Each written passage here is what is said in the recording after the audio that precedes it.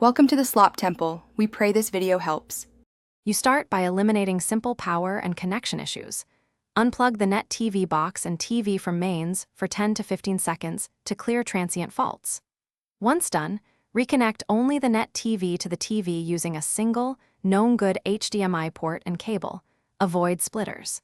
Make sure the net TV shows a steady power LED and the TV input matches the HDMI port. You gather router credentials and check whether the box needs DHCP or a static IP so you can connect next.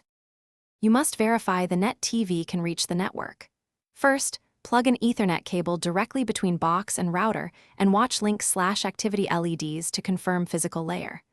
If Wi-Fi is required, temporarily use 4 GHz with SSID visible and move the router closer to remove range as a variable.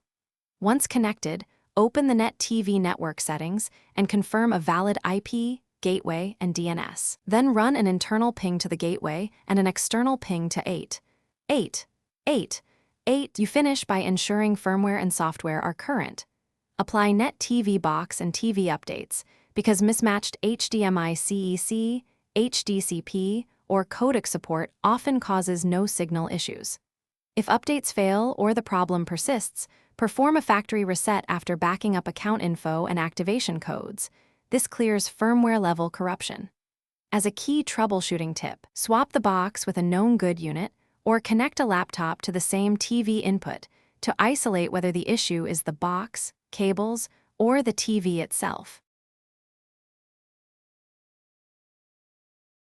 Thanks for watching. Consider subscribing if we helped you.